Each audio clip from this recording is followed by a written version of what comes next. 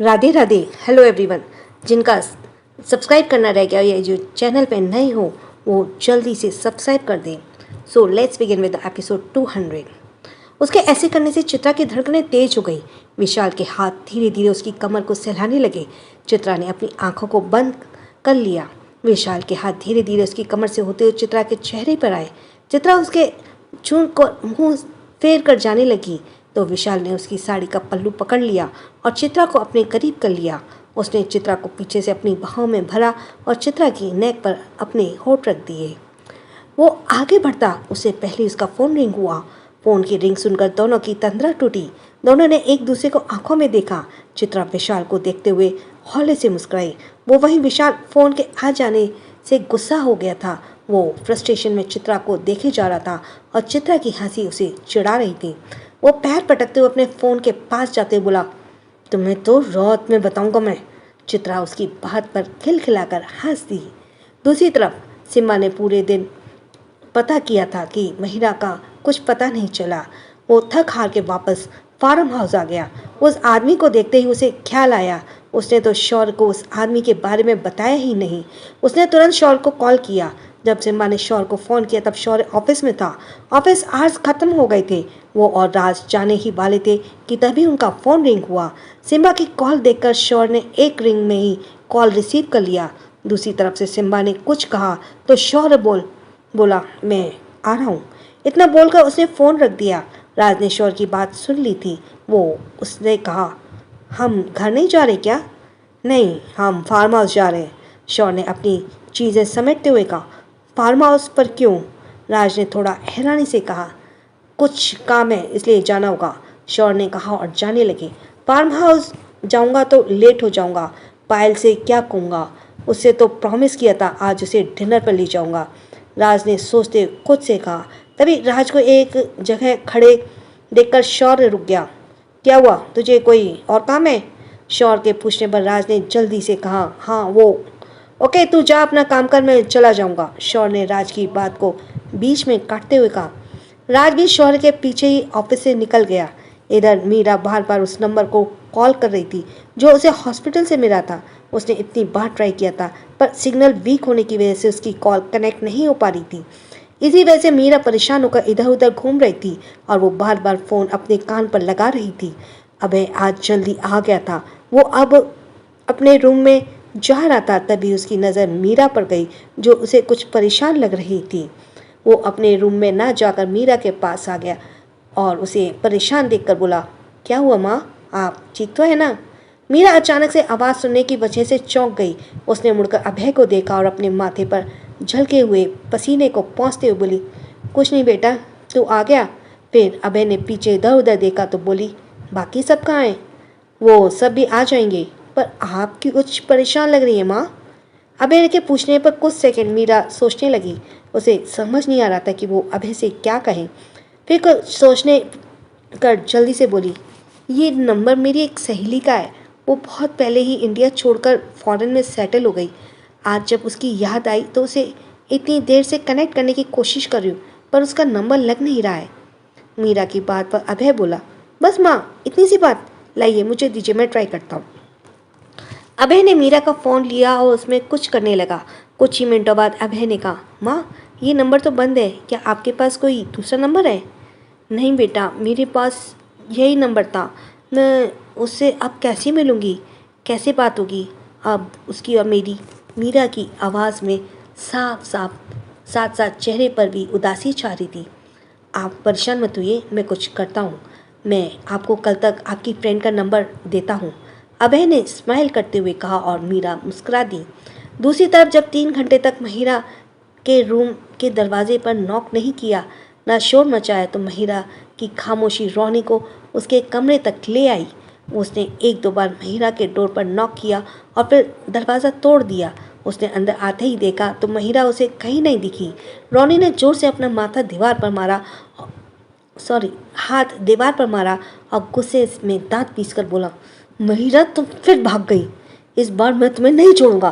बोलते हुए कमरे से बाहर आया और विक्की, रोना और विष्णु तीनों से बोला, ढूंढो उसे, वो फिर भाग गई। उसकी बात सुनते ही तीनों अपने काम में लग गए और महिरा को ढूंढने चले गए। इधर महिरा रोनी के घर से निकलकर भागे जा रही थी। वो बार बार पीछे मुड़कर देख रही थी। उसके पैरों में स्लीपर भी नहीं थी, इसलिए उसके पैरों में कंकड़ चुभ रहे थे, जिसकी वजह से उसकी स्पीड कुछ कम हो गई थी।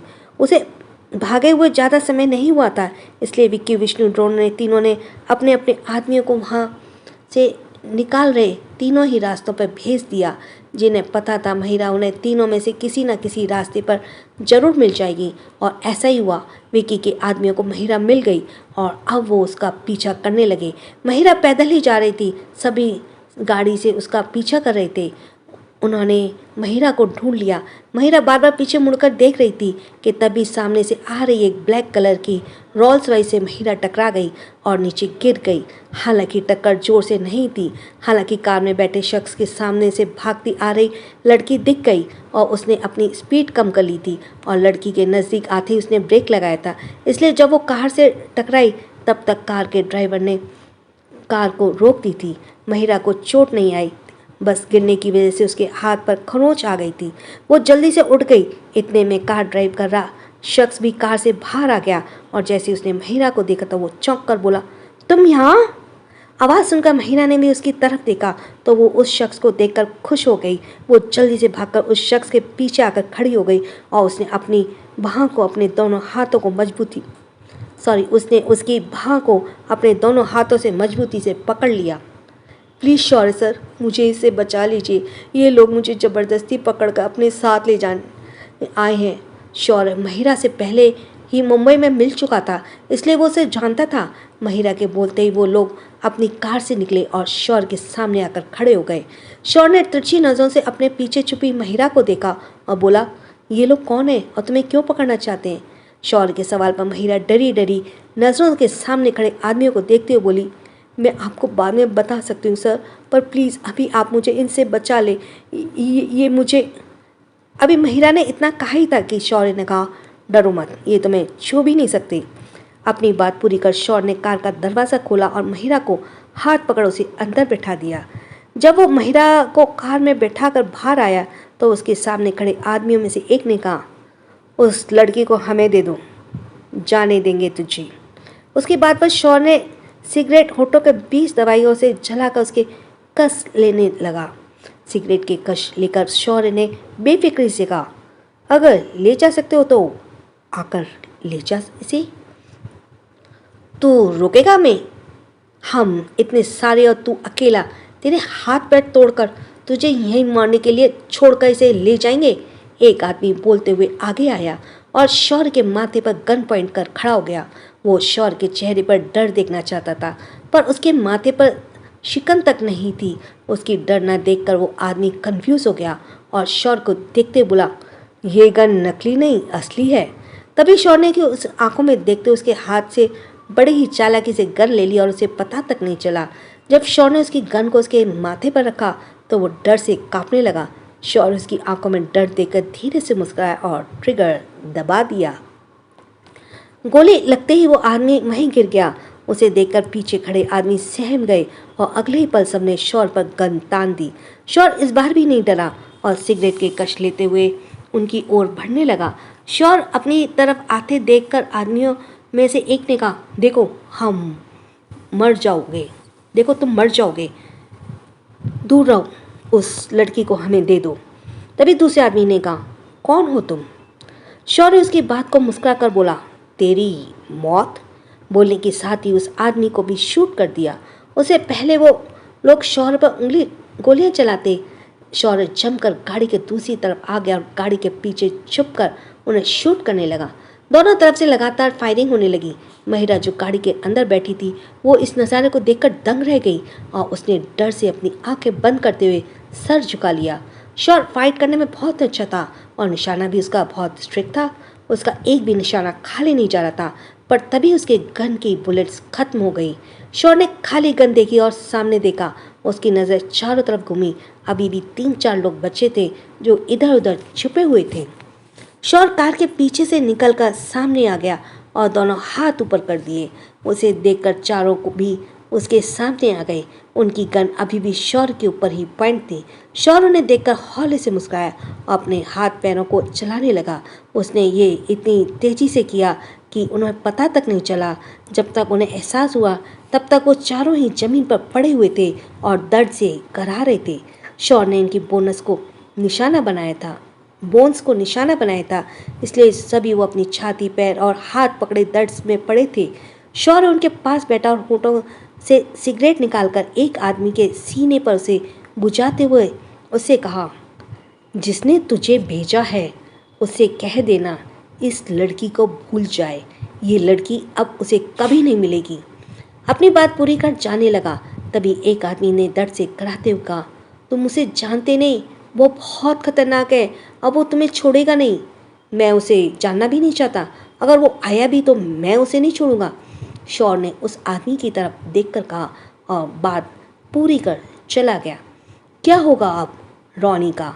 शौर्य और महिरा के बारे में पता चलेगा। So let's go for the next episode. Oh sorry, ये यहाँ ऐड आ गया, जस्ट वेट अ मिनट।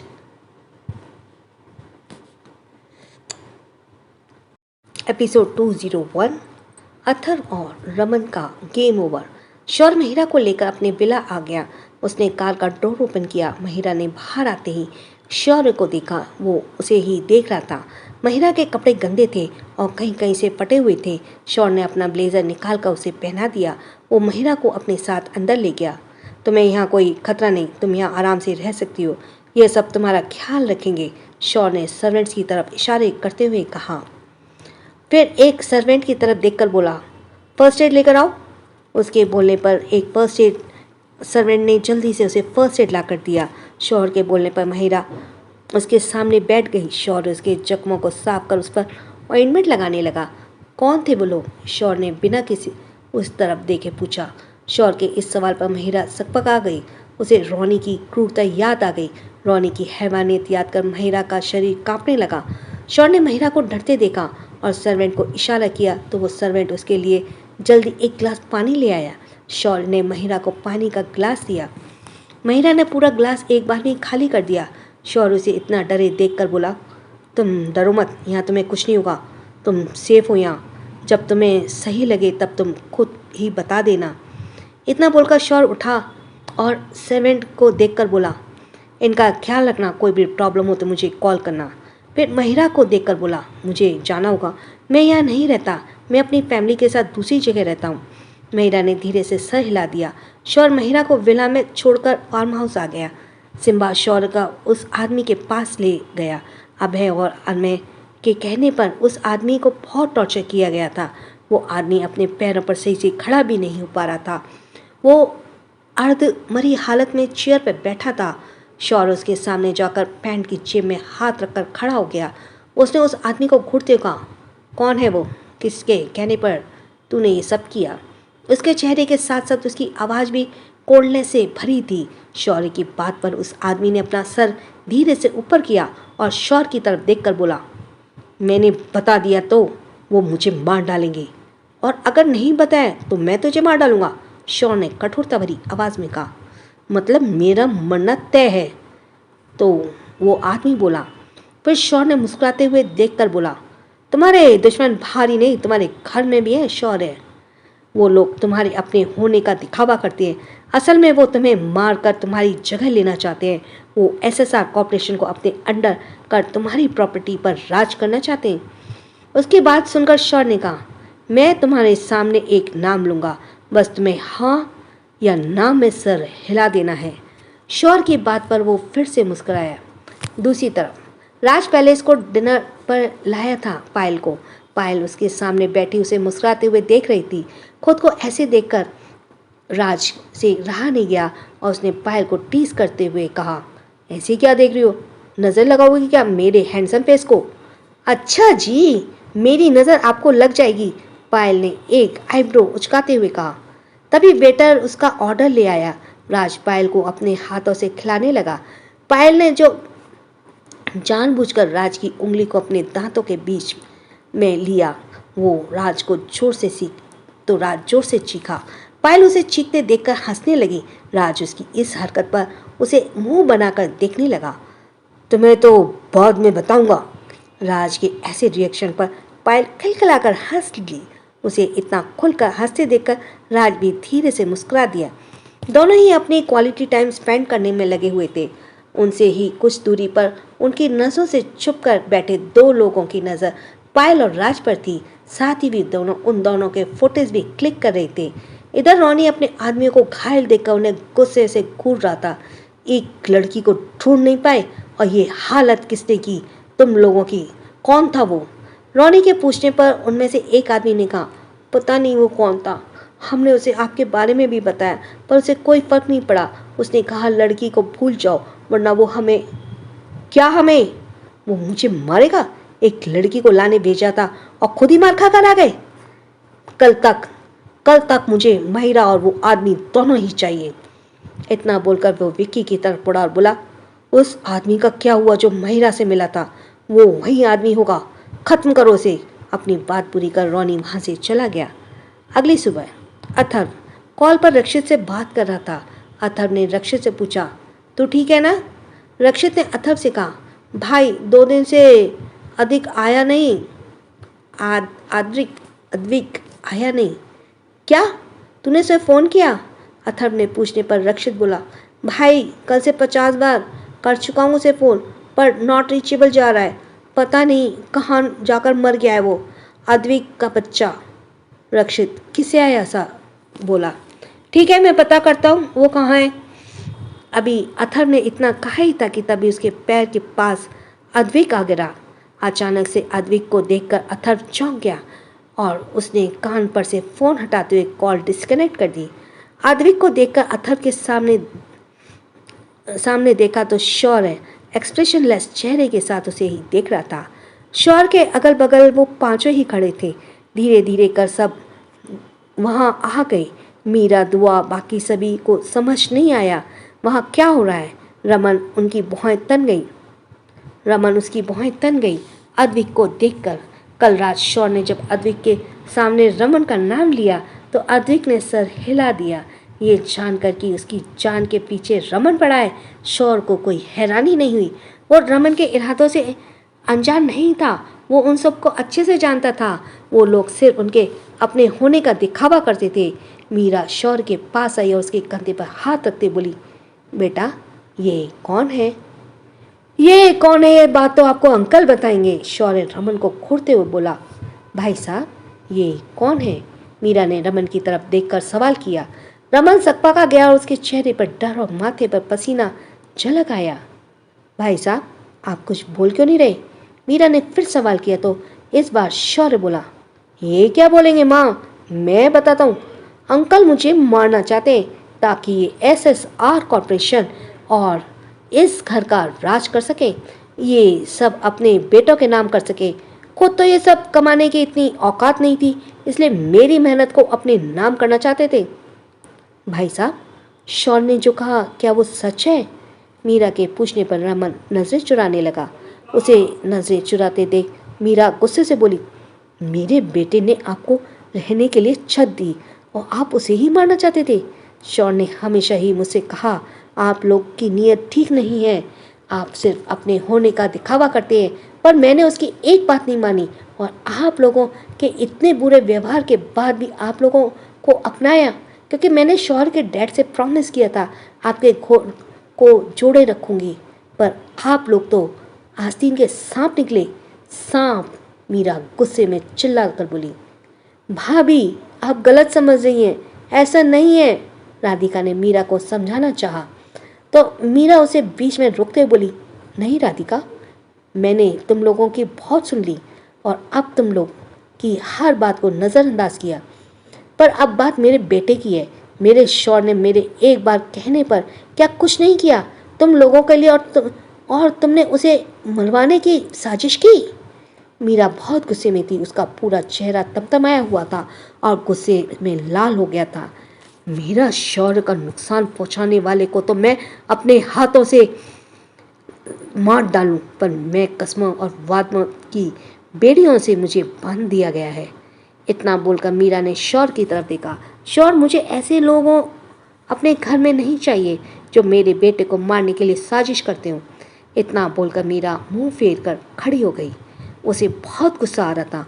माँ की ममता ऐसी ही होती है, वो सब कुछ तो सहन कर लेती है, पर जब बात अपने बच्चों की होती है तो वो अपना पराया कुछ नहीं देखती। मीरा की बात सुनकर शौर्य रमन के पास आया, जो अब तक अपनी माँ की वजह से चुप था, पर अब उसकी माँ ही सबको बाहर निकालना चाहती थी। शौर्य, मेरी बा रमन ने अभी इतना ही कहा था, तभी शौर्य ने उसे बीच में रोकते हुए कहा, कुछ नहीं अंकल, मैं कुछ नहीं बोला। मैंने तो इतने सालों तक आपको यहाँ रखकर एहसान ही किया है आप पर, वरना जो आपने डैड के साथ किया उसके लिए तो मैं आपको कभी माफ़ नहीं करूँगा। शौर्य की पुरानी यादें ताज़ा हो गई थी, जब उसके डैड ने अपना सब कुछ गवा कर लगा दिया था और रमन से मदद मांगी थी। तब रमन ने अपना पल्ला ऐसे छाड़ा था जैसे वो उसका कुछ लगता ही ना हो। उसके डैड की मदद करना तो दूर, बुरे वक्त में सारे रिश्ते ही तोड़ दिए थे। घर के दरवाजे को ऐसे बंद कर दिया था जैसे कोई अनजान आदमी उसके घर के बाहर खड़ा हो और घर में घुसने की कोशिश कर रहा हो। पुरानी बातों को याद कर शौर्य का गुस्सा और बढ़ गया और उसने तेज आवाज से कहा, गेट आउट। उसकी आवाज़ इतनी लाउड थी कि वहीं खड़ी लड़कियां जहाँ शरीर कांप गया था। अथर्व ने अचानक ही शौर्य के कॉलर को पकड़ ली और उसे घूरते बोला, शौर्य, बिहेव योरसेल्फ। टुडे से ऐसे बात नहीं कर सकता, तू डैड से ऐसे बात नहीं कर सकता। अथर्व के हाथ से अपनी कॉलर छुड़ाकर उसने हाथ को नीचे झटकाते हुए शौर्य से कहा, ये मेरी शराफत है कि मैं बात कर रहा हूँ, वरना जैसे तुम लोगों के कर्म है उसके लिए तो मैं। इतना बोलकर शौर्य होठों को टेढ़ा कर सरकास्टिकली मुस्करा दिया। अथर्व शौर्य को घूरने लगा और अपने मॉम और डैड के पास आकर बोला, चलो मॉम। राधिका ने आंखों में आंसू भरे और मीरा की तरफ देखा तो मीरा ने मुंह फेर लिया। रमन मीरा के पास आया और उसके सामने दोनों हाथ जोड़कर खड़ा हो गया। मैंने बहुत गलतियां की हैं भाभी, हो सके तो मुझे माफ़ कर देना। रमन की बात पर मीरा ने कोई रिएक्ट नहीं किया। रमन अपने बेटे और पत्नी के साथ रायज़ादा पैलेस छोड़कर चला गया। मीरा जोर जोर से रोने लगी। दुआ, पायल, राखी, चित्रा, आयशा पांचों ने मिलकर उसे संभाला और उसके आंसू पोंछे। मीरा ने उन सबको देखते हुए कहा, तुम लोग ही मेरे अपने हो, आज से मैं सिर्फ तुम लोगों के लिए जीऊँगी। उसने एक एक कर सबके माथे को चूमा और सबको अपनी बाहों में भर लिया और सारे ही मीरा से लिपट गए। So let's go for the next part. Simba और महिरा का फंसना। मीरा ने सभी को अपने हाथों से ब्रेकफास्ट खिलाया। मीरा का प्यार पाकर वो सभी बहुत खुश थे। मीरा ने एक नज़र सबको देखा, सबके होठों पर मुस्कुराहट थी। सबके होठों की स्माइल देखकर मीरा के दिल में एक टीस हुई और उसकी आंखें भर आई। उसने अपने आंसुओं को बहने से रोक के लिए अपनी आंखें बंद कर ली और मन ही मन खुद से बोली, मैं नहीं जानती तुम इस वक्त कहाँ हो, पर मुझे माफ़ कर देना बेटा। मैंने तुम्हें खुद से दूर करके बहुत बड़ी गलती की है, जिसका पछतावा मुझे अब हो रहा है। तुम जहाँ कहीं भी हो मैं तुम्हें ढूंढ लूँगी मेरे बच्चे। शौर्य सबसे मिलकर ऑफिस जाने लगा। तभी उसकी नज़र किसी से फ़ोन पर बात करते सिम्बा पर गई।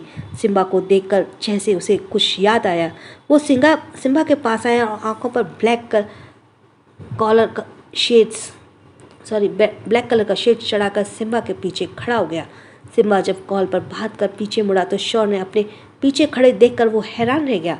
शौर्य ने अपनी आंखों पर से शेड हटाया और सिम्बा को देखते हुए कहा, तुम जिस स्केच आर्टिस्ट को लेकर आए थे, क्या नाम था उसका? शौर्य ने बोलते हुए सिम्बा जल्दी से बोला, माहिरा। क्या तुम उसके बारे में कुछ और जानते हो? उसके पेरेंट्स, फ्रेंड या उसकी फैमिली? शौर्य के पूछने पर सिम्बा सोच में पड़ गया। ये शौर्य सर माहिरा के बारे में क्यों पूछ रहे हैं? उसके मन ही मन खुद से कहा। फिर शौर्य की तरफ देखकर बोला, नहीं, मैं सिर्फ उसे ही जानता हूँ, उसके बारे में और पता करो। इतना बोलकर शौर्य चला गया, पर सिम्बा वहीं खड़ा शौर्य को जाते हुए देखता रह गया। ये शौर्य सर क्यों महिरा के बारे में इतना इंटरेस्ट ले रहे हैं? उसने मन ही मन कहा और फिर खुद से कहा, 2 दिन से महिरा का कुछ पता नहीं है। सिम्बा पता करना पड़ेगा। अचानक वो कहाँ गायब हो गई। इतना बोलकर वो चला गया। इधर जब महिरा सोकर उठी तो उसे बहुत सुकून मिला। वो पूरे विला में अकेली थी पर उसे अच्छा लग रहा था। विला के सर्वेंट्स उसका अच्छे से ख्याल रखते थे। ब्रेकफास्ट के बाद महिरा घूमकर पूरा घर देखने लगी। घर की दीवारों पर लगी उसमें सभी की तस्वीरें देखी। वहाँ सबकी तस्वीरों के साथ दुआ और बहुत सारी तस्वीरें थी। कुछ तस्वीरों में तो दुआ और शौर्य साथ थे, जिन्हें देखकर उसके बीच का रिश्ता पता चल रहा था। उन तस्वीरों को देखते हुए उसे कुछ याद आया। उसने खुद से कहा, मेरा बैग तो उसी होटल में होगा। उसमें तो माँ का लेटर है। वो लेटर कहीं गुम हो गया तो उस लेटर के बिना मैं उन्हें कैसे ढूंढूंगी। महिरा नीचे हॉल में आई और एक सर्वेंट से बोली, मुझे उनसे मिलना है जो कल मुझे यहाँ लेकर आए थे। आप शौर्य सर की बात करिए? सर्वेंट ने पूछा तो महिरा ने सर हिला दिया। सर तो यहाँ नहीं है, सर्वेंट ने कहा। क्या मेरी उनसे बात हो सकती है? महिरा ने कहा तो सर्वेंट ने सर हिला दिया। सर्वेंट ने लैंडलाइन से शौर्य का नंबर लिया और उसे फ़ोन लगाया और रिसीव महिरा को दे दिया।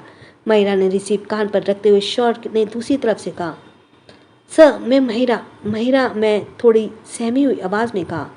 तो शौर्य उसकी बात पर जवाब देते हुए बोला, हाँ बोलो, तुम ठीक तो हो ना? हाँ सर मैं ठीक हूँ, पर मुझे होटल जाना था। महिरा ने यह बोला तो शौर्य जो ड्राइव कर रहा था उसे ब्रेक लगा दिया। वो लोग अभी भी तुम्हें बाहर ढूंढ रहे होंगे, तुम अकेले नहीं जा सकती महिरा। शौर्य ने उसे मना किया। पर सर मेरा जाना जरूरी है। वो मेरा बैग होटल में है और उसमें कुछ बहुत इम्पोर्टेंट है। अगर वो खो गया सर तो बहुत प्रॉब्लम हो जाएगी। महिरा की बेचैनी देखकर शौर्य बोला, ओके, पर तुम अकेली नहीं जाओगी। थोड़ा वेट करो, मैं किसी को भेजता हूँ, तुम उसके साथ चले जाना। शौर्य ने कहा तो महिरा ने उसकी बात पर ओके कर दिया। वो शौर्य से बात कर लिविंग रूम में ही बैठकर इंतजार करने लगी। दूसरी तरफ रोनी के आदमी पूरी दिल्ली में महिरा को और सिम्बा को ढूंढ रहे थे, पर उन्हें ना तो अब तक महिरा मिली थी और ना ही सिम्बा। रोनी दोनों के ना मिलने से बुरी तरह खिसियाया हुआ था। उसने गुस्से में काफ़ी सारी चीज़ें अपने रूम में तोड़-फोड़ डाली थी। जब से महिरा के भागने की खबर उसे मिली थी तब से रोनी ने कुछ नहीं खाया था और रिद्धि रोनी के लिए ब्रेकफास्ट लेकर उसके सामने रूम में आई। रूम में आते ही अंदर का नज़ारा देखकर वो हैरान रह गई। जगह जगह चीज़ें बिखरी और टूटी पड़ी थी। ये देखकर रिद्धि रास्ता बनाते हुए रोनी के पास गई और उसने सामने टेबल पर ब्रेकफास्ट रख उसे समझाते हुए बोली, भाई आप इतना परेशान क्यों हो रहे हो? उस लड़की के लिए मैं आपके लिए उससे भी बेहतर लड़की लेकर आऊँगी। रिद्धि की बात पर रोनी ने उसे देखते हुए गुस्से से कहा, नहीं रिद्धि, अब वो मेरी जिद बन गई है। उसने मुझे छोड़ने की हिम्मत की, अब उसे मैं बताता हूँ कि कैद क्या होती है।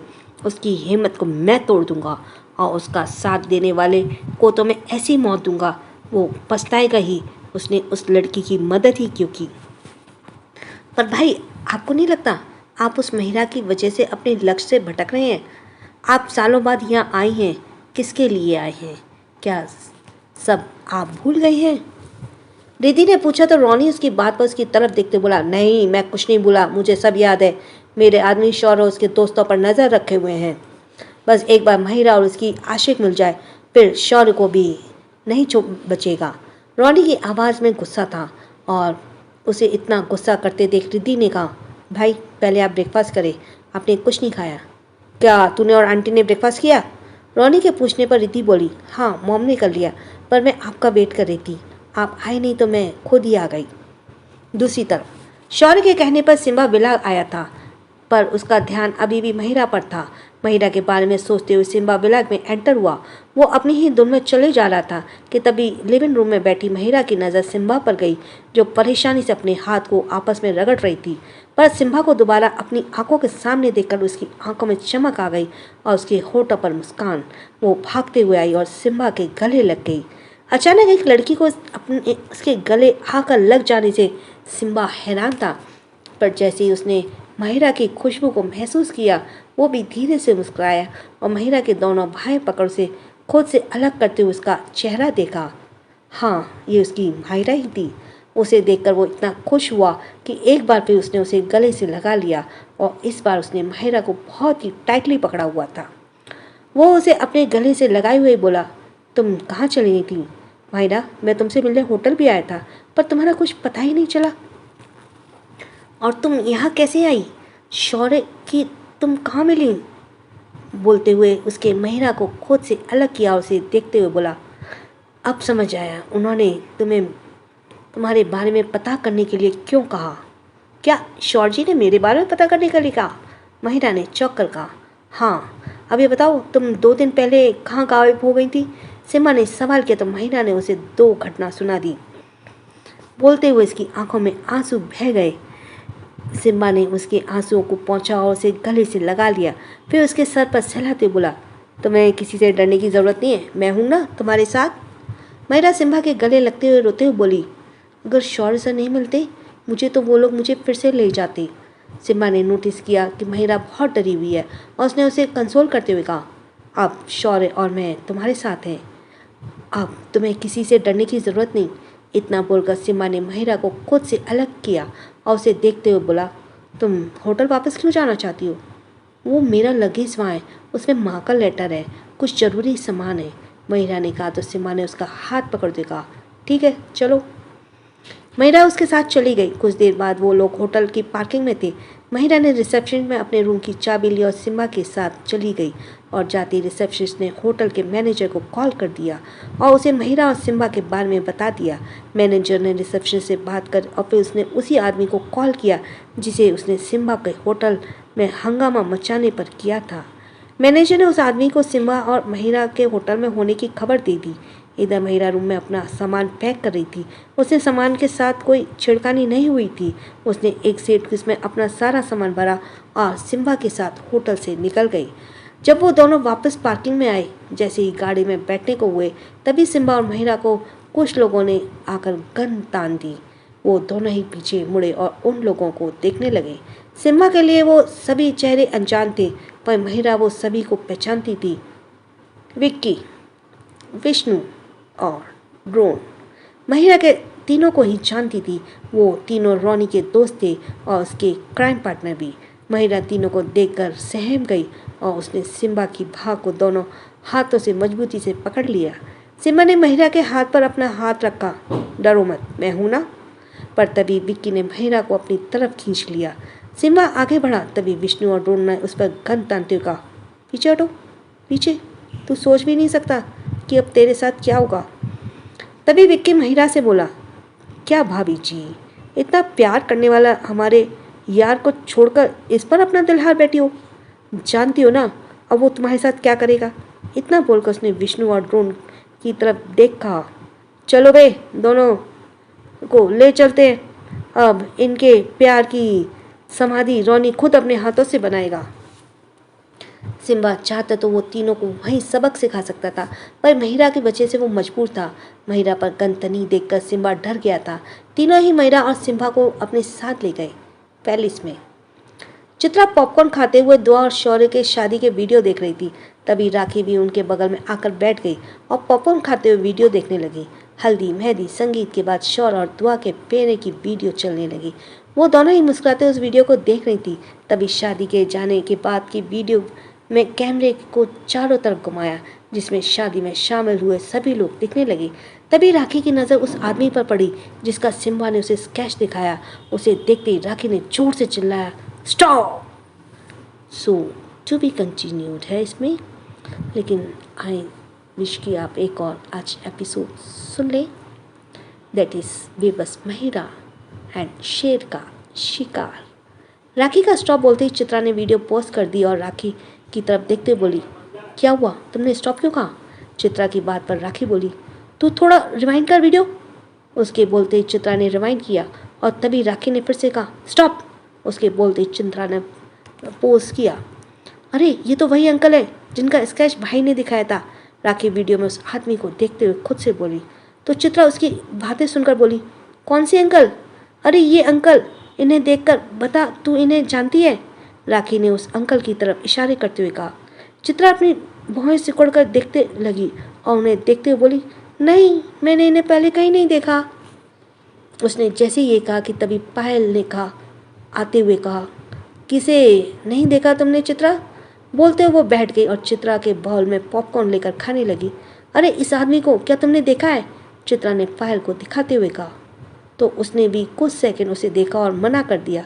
वो तीनों अभी भी उस अंकल को देख रहे थे। तभी आयशा और दुआ दोनों बातें करते हुए वहाँ आई और तीनों ने ऐसे एकटक स्क्रीन को देखकर बोली, क्या हुआ, तुम तीनों को किसने स्टैचू कर दिया? आवाज़ सुनकर तीनों का ध्यान टूटा और राखी ने कहा, यार दुआ, क्या तुम इस अंकल को जानती हो? उसके बोलने पर दुआ और आयशा दोनों ही देखने लगी और उसे देखकर राखी की तरफ देखकर बोली, नहीं, हमने इन्हें नहीं देखा। पर तुम क्यों ये पूछ रही हो? तुम उन्हें कैसे जानती हो? आयशा के पूछने पर राखी बोली, अरे मैं नहीं जानती यार, 2-3 दिन पहले सिम्बा भाई ने मुझे इस अंकल के स्केच दिखाया, तब मैंने उनसे कहा शायद मैंने इस अंकल को कहीं देखा है, और आज तुम्हारी शादी की वीडियो में इन्हें देखा, शायद मैंने भी शादी में ही देखा होगा। राखी ने दुआ को देखते हुए कहा। तो उसकी बात पायल बोली, पर ये है कौन? हम में से कोई भी नहीं जानता। पायल की बातों पर दुआ ने कहा, इतना क्यों सोच रहे हैं हम सब? हम नहीं जानते, भाई तो जानते होंगे ना तुम, उन्हें बता दो तुमने उस अंकल को हमारी शादी में देखा है। तुमने सही कहा, मैं अभी उन्हें कॉल करती हूँ। इतना बोलकर राखी कॉल करने लगी, पर कॉल नॉट रीचेबल जा रहा था। उसने 2-3 बार ट्राई किया, पर फ़ोन पर भी नॉट रीचेबल जा रहा था। उसने कॉल डिस्कनेक्ट कर चारों को देखकर मुंह बनाते हुए कहा, नॉट रीचेबल। कोई नहीं, जब वो आएंगे तब बता देना, आयशा ने कहा। तो राखी ने सर हिला दिया। तभी चित्रा ने कहा, हमारे बिजनेस का क्या होगा यार, अभी तो बहुत सारे काम करने हैं, अच्छी जगह ढूंढनी है, वर्कर्स, डिज़ाइनर्स, एक्स्ट्रा एक्स्ट्रा। पहल की बातों पर सबने एग्री किया और वो सभी अपने बिजनेस आइडियाज़ पर काम करने लगी। दूसरी तरफ रोनी के सामने महिरा और सिम्बा खड़ी थी। रोनी महिरा को देखकर शैतानियों की तरह मुस्कुराया और उसके पास आते हुए बोला, जान, जब तुम्हें पता है तुम मुझसे बचकर नहीं जा सकती, तो तुम ये बार बार बेकार की कोशिश क्यों करती हो मुझसे दूर जाने की? जानती हो ना, तुम कभी भी छुप जाओ कहीं भी, मैं तुम्हें ढूंढ निकालूंगा। बोलो, फिर क्यों बार बार दूर जाने की कोशिश करती हो मुझसे? बोलते हुए वो महिरा के नज़दीक आ गया। वो जैसे ही महिरा को छूने को हुआ, तभी महिरा पीछे हटते हुए सिम्बा के पीछे छुप गई। सिम्बा ने भी महिरा के हाथ को कसकर पकड़ लिया। रोनी की नज़र सिम्बा पर गई और फिर उसके हाथ पर दोनों का हाथ एक दूसरे में हाथ में था। ये देखकर रोनी की भौहें तन गई और अगले ही पल वो फिर मुस्कुरा बोला, मैं तुम्हारे साथ 1 साल से हूँ, फिर भी तुमने मुझसे दूर भागती हो, और इसे तुम कुछ दिन पहले ही मिली हो और इससे तुम प्यार भी हो गया। रोनी की बात पर महिरा ने सिम्बा के हाथ को और कसकर पकड़ लिया। और तू जानता भी है तूने किससे प्यार करने की गलती की है? रोनी सिम्बा की तरफ देखते हुए बोला, तुझे अपनी गलती की कीमत अपनी जान देकर चुकानी होगी। ये हमेशा से मेरी और मेरी ही रहेगी। हम दोनों के बीच कोई तीसरा आया तो मैं उसकी जान ले लूँगा। रोनी की इस बात पर सिम्बा बोला, कोशिश करके देख ले, क्योंकि जो तेरा और उसके बीच आया है ना, उसे मारा तेरे बस की बात नहीं। और रही मेरी बात, तो मैं इसके प्यार में अपनी जान दे भी सकता हूँ और तेरी जान ले भी सकता हूँ। सिम्बा की ये बात बोलते ही रोनी ने उसके मुंह पर एक मुक्का मारा और उसकी कॉलर पकड़कर उसे खा जाने वाली नज़रों से देखते हुए बोला, तू मुझे मारेगा? मेरे सामने तेरी औकात ही क्या है?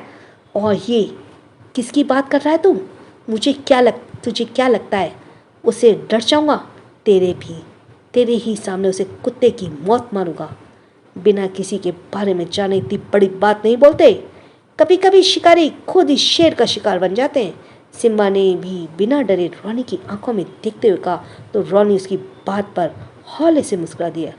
ओह, तो तू कहना चाहता है अगर मैं उसका शिकार करने गया तो तू खुद ही उसका शिकार बन जाऊंगा?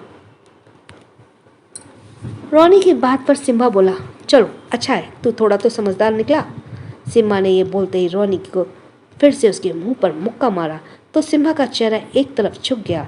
महिरा उसके पास जाने लगी तो रोनी ने उसे उंगली दिखाते हुए कहा, डोंट मूव, सोचना भी नहीं उसके पास जाने की, वरना इसकी जान यही ले लूँगा। इतना बोलकर वो अपने विष्णु की तरफ देखा और बोला, इसे उल्टा लटका कर तब तक मार जब तक महिरा के प्यार का भूत इसके सर से नहीं उतरता, और तब भी ये ना माने तो इसकी जान ले ले। जैसे ही रोनी ने कहा, महिरा ने उसके सामने अपने दोनों हाथ जोड़ दिए और रोते हुए बोली, प्लीज़ रोनी, नहीं, उसे छोड़ दो, उसने तुम्हारा कुछ नहीं बिगाड़ा। उसने क्या बिगाड़ा है मेरा, ये तुम मुझसे पूछ रहे हो? क्या तुम नहीं जानती? रोनी ने दांत पीसते हुए कहा, उसने तुमसे प्यार करने की गलती की है। रोनी की चीज़ पर सिर्फ रोनी का हक है। और इसने रोनी की चीज़ पर अपना हक जताने की कोशिश की है। इसकी सज़ा तो इसे मिलकर रहेगी। रोनी, नहीं, उसे जाने दो, उसे छोड़ दो। तुम जैसा कहोगे मैं वैसा ही करूँगी। प्लीज़ उसे जाने दो, मैं तुम्हारी सारी बात मानूंगी, महिरा ने उसके सामने गिड़गिड़ाते हुए कहा। तो रोनी उसकी बात पर हंसने लगा और हंसते हुए बोला, वो तो तुम वैसे भी मानोगी। तुमने शादी करके तुम्हें रानी बनाकर रखना चाहता था, पर तुमने अपनी वैल्यू खुद ही गिरा दी। अब मैं तुम्हें ऐसी ज़िंदगी दूंगा जिसे पाकर तुम हर पल अपनी मौत को याद करोगी, मरने के लिए तड़पोगी तुम। अब मैं तुमसे शादी नहीं करूँगा, आज से तुम मेरी कैप्ट बनकर रहोगी। महिरा रोनी की बात सुनकर आवाक रह गई और उसे हैरानी से देखने लगी। महिरा को देखकर रोनी शैतानों की तरह हंसने लगा। रोनी के कहते विष्णु सिम्बा को टॉर्चर कर रहा था। उसके कहने पर उसके आदमी ने सिम्बा के दोनों हाथों को पीछे से बांधकर उसे उल्टा लटका रखा था और उसे 3-4 आदमी मिलकर मार रहे थे। विष्णु सोफे से उठकर मार खाते देखकर हंस रहा था। तभी उसके बगल द्रोणा आकर बैठ गया। सिम्बा के मार खाते देखकर वो भी हंसने लगा और सिम्बा को देखते हुए बोला, एक एक दिन उस शौर्य को और उसके दोस्तों को उसे इसी तरह लटका कर मारूंगा। बोलते हुए द्रोणा ने विष्णु की तरफ देखा। कितना मज़ा आएगा ना। तो उसकी बात पर विष्णु भी मुस्कुरा दिया और सिम्बा शौर्य का नाम सुनते ही उसके कान खड़े हो गए थे। उसने दोनों को देखते हुए मन ही मन में खुद से कहा, शौर्य और बाकी सब इन लोगों से क्या दुश्मनी है? क्या शौर्य सर को इसके बारे में पता है? दूसरी तरफ ऑफिस में शौर्य अपने कैबिन में बैठा काम कर रहा था कि जब विशाल उसके कैबिन में आया। विशाल उसके सामने बैठते हुए बोला, मैं सिम्बा, ये सिम्बा कहाँ है? उसे कब से कॉल कर रहा हूँ पर उसका फ़ोन नॉट रीचेबल जा रहा है। तूने कहीं उसे भेजा है क्या? विशाल की बात पर शौर्य को ध्यान आया कि हाँ, उसने महिरा के साथ होटल भेजा था। उसने तुरंत सिम्बा को कॉल किया। जब उसका फ़ोन नहीं लगा तो उसने विला में लैंडलाइन नंबर पर कॉल किया। सर्वेंट ने कॉल पिक की तो शौर्य ने उनसे महिरा और सिम्बा के बारे में पूछा। सर्वेंट ने उसे बता दिया। वो दोनों जाने के बाद दोबारा नहीं आए और उसकी बात सुनकर शौर्य की भौहें सिकुड़ गई। ने उसे बता दिया कि वो जाने के बाद दोबारा नहीं लौट कर आए। उसकी बात सुनकर शौर्य की भौहें सिकुड़ गई। शौर्य ने फ़ोन रख विशाल से कहा, सिम्बा को लास्ट लोकेशन ट्रैक करो और उसे ढूंढने के लिए कुछ आदमी भेज दो। विशाल ने सर हिलाया और उसी टाइम अनमे का कॉल किया और उसे सारी बात बता दी। अनमे ने कुछ ही देर में सिम्बा की लोकेशन ट्रेस कर वहां अपने आदमी को भेज दिया। लोकेशन उसी होटल के पार्किंग की थी। अनमे ने आदमी पार्किंग में सिम्बा को ढूंढने लगे पर उन्हें वहां सिर्फ सिम्बा की गाड़ी मिली, जिसे लेकर वो फार्म हाउस चले आए और अनमे को सारी बात बता दी। अपने आदमी की बात सुनकर अनमे खुद से बोला, ये जा कहाँ सकता है और वो इस तरह अपनी गाड़ी छोड़कर। शाम ढल चुकी थी और सिम्बा का कहीं भी कुछ पता नहीं चल रहा था। वो सभी घर आ गए। अनमे भी सिम्बा को कार लेकर पहले से आ गया। वो जैसे ही कार से निकलने लगा, उसकी नज़र बैक सीट पर रखे सूटकेस पर गई। उसे देखकर अनमे खुद से बोला, ये किसका है? वो कार से बाहर आया और सूटकेस लेकर अंदर चला गया। हॉल में ही उसे चारों मिल गए। अनमे के हाथ में सूटकेस देखकर राज बोला, ये किसका सामान है? पता नहीं, सिम्बा की गाड़ी में था। अनमे के कंधे उचकते हुए कहा। शौर्य समझ गया ये महिरा का सामान है। वो इसी सामान की बात कर रही थी। उसने अनमे से कहा, ये महिरा का सामान है। महिरा? ये कौन है? चारों ने चौंक कर एक साथ कहा। शौर्य ने सारी बात बताई। उसकी बात सुनकर अभय ने कहा, तो सिम्बा तब से ही गायब है, इसका मतलब वो दोनों मुसीबत में। उसकी बात पर शौर्य ने सर हिला दिया। अभय के साथ दोनों देते हुए विशाल ने कहा, शायद सिम्बा और महिरा को उसी ने आदमी ही ले गए होंगे जो महिरा के पीछे पड़ा है। उसने सोचा हुए कहा तो उसकी बात पर सबने सहमति जताई। हमें उसे जल्दी से ढूंढना होगा, इससे पहले कुछ गलत हो जाए। राज ने कहा तो अनमे बोला, शौर्य के कहने पर मैंने सिम्बा को ढूंढने के लिए अपने आदमियों को भेजा है। वो लोग अभी बात कर ही रहे थे कि तभी माँ मीरा आ गई। अनमे के हाथ में सूटकेस देखकर मीरा ने भी सूटकेस के बारे में पूछा तो शौर्य ने भी उसे सारी बात बता दी। मीरा को बहुत बुरा लगा और उसने सबको समझाते हुए कहा, बेटा वो एक लड़की है और अचानक उसका इस तरह गायब हो जाना सही नहीं है। उसकी मदद करो और उसे बचाओ। और सिम्बा तो तुम्हारा अपना आदमी है, उसकी जान की खातिर में खतरे में है। अब तुम लोगों को जल्दी से कुछ करना होगा। मीरा के बात से सबने एग्री किया और शौर्य सोचने लगा और थोड़ी ही देर बाद अनमे की तरफ देख बोला, अपने आदमियों को बोल उस होटल में पता करे, वहीं से दोनों गायब हुए, उन्हें जरूर कुछ पता होगा। क्या शौर्य सिम्बा और महिला को बचा पाएगा? आज का एपिसोड मैंने जिन्हों का चैनल सब्सक्राइब करना रह गया वो जल्दी से चैनल सब्सक्राइब कर दें, क्योंकि उसको आपको एपिसोड्स आते हैं, आपको नोटिफिकेशन मिल जाती है। Thanks for listening. छोटों को प्यार, बड़ों को सम्मान। राधे राधे।